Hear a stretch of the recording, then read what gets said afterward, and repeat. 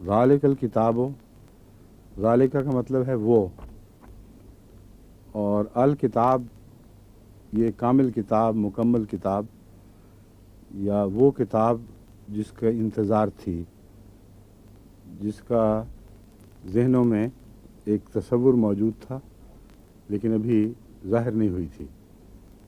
तो अल किताब में ये सारे माने अलिफ लाम की वजह से दाखिल हैं, जिसका मतलब है मुकम्मल किताब, हकीकी किताब, असल किताब, और वो जहनों में जो मौजूद किताब थी जिसका ज़िक्र चला आ रहा था लेकिन अभी खुदा ताला की तरफ से ज़ाहिर नहीं हुई थी।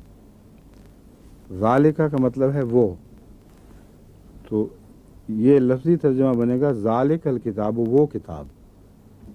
इसके मुतल्लिक़ उलमा ने बहसें उठाई हैं कि वो का लफ्ज़ इस्तेमाल क्यों हुआ है, ये का होना चाहिए था। और ज़ालिका का लफ्ज़ कुरान करीम में और भी बहुत सी जगह ये की बजाय इस्तेमाल हुआ है। इसके दो तरह से माने किए जाते हैं, या तो ये कि ये वो किताब है, और या वो किताब बमाना ये, मगर ज़ालिका इसलिए कि इज़्ज़त के लिए बाज़ दफ़ा करीब के इशारे को बईद के इशारे में तब्दील कर दिया जाता है, मुखातब के इशारे को गायब के इशारे में तब्दील कर दिया जाता है, गायब के इशारे को मुखातब के इशारे में। मसलन आ जनाब कहते हैं, मुखातब किसी से हो रहे हैं, उसकी इज़्ज़त अफजाई करना मकसूद है, तो आप ये नहीं कहते तुम, बल्कि आ जनाब।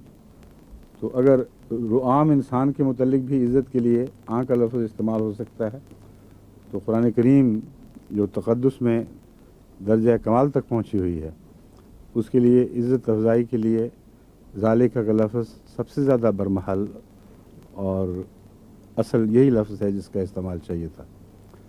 बस ज़ालिकल किताबो बहुत बड़ी किताब है, ये बहुत अज़मत वाली किताब है, वही है जिसका वादा दिया गया था। बस ज़ालिका का दूसरा मतलब है वही किताब जिसका वादा दिया गया था। ला रैब फी है, रैब कहते हैं शक को, और ला का लफ्ज़ नहीं के मान, नफ़ी के मानों में है।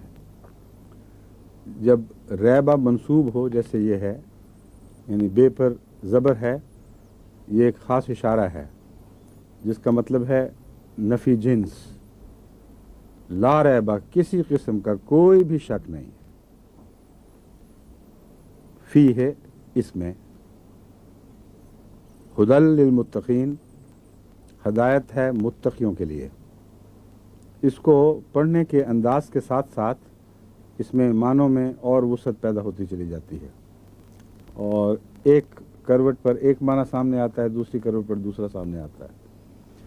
बस ज़ालिकल किताबो ला रैबा फ़ी है हुदल लिल मुत्तक़ीन का एक मतलब है इसमें कोई शक नहीं कि ये मुत्तक़ियों के लिए हदायत है।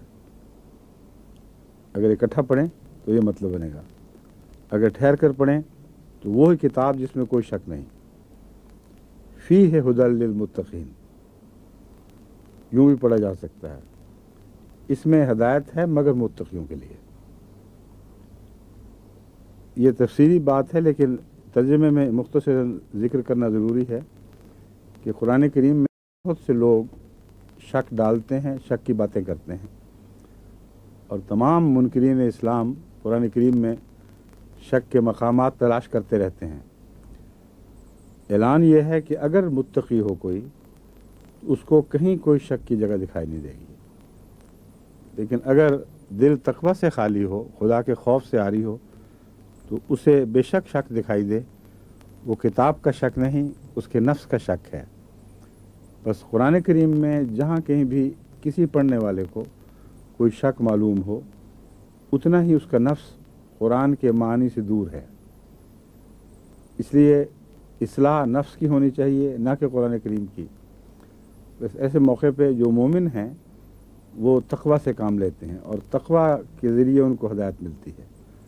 तक़वा का तरीक़ यह है कि इंसान खुदा के हुज़ूर सर तस्लीम खम कर दे कि इसमें कोई शक नहीं, मेरे नफ्स में जो रैब पैदा हुआ है, मैं तुझसे मदद चाहता हूँ। पहले ही दुआ मदद की सिखाई जा चुकी है कि तू मेरा शक दूर फरमा दे और मेरी फितरत को और मेरी फ़हम को ऐन कुरान के मुताबिक कर दे।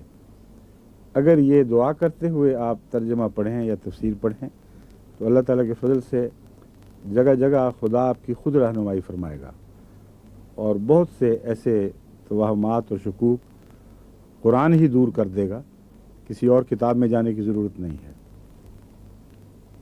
متقین کی پھر تعریف ہے۔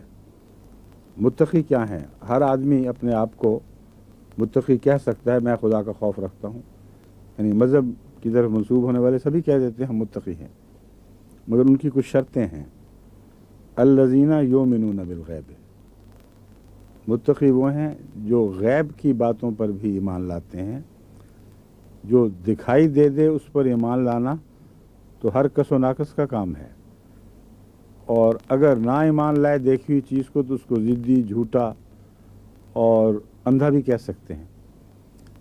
مگر وہ بات جو دکھائی نہ دے اور یقین ہو کہ کہنے والا سچا ہے، اس پر ایمان لانا تقویٰ کی نشانی ہے۔ دوسری بات یہ فرمائی گئی، یؤمنون بالغیب ویقیمون الصلاۃ، اور نماز کو قائم کرتے ہیں، یعنی ان کا عمل ان کے ایمان کی گواہی دیتا ہے۔ جس ذات پر غائبانہ ایمان لاتے ہیں وہ ایمان اتنا قوی ہے کہ جیسے وہ ذات سامنے کھڑی ہو، اور اس کی عبادت سے سر منہ بھی ذرہ بھر بھی کوتاہی نہیں برت۔ نماز کو قائم کرتے ہیں۔ قائم کرنے کا مضمون بہت وسیع ہے، اس کا لفظی ترجمہ کھڑا کرتے ہیں۔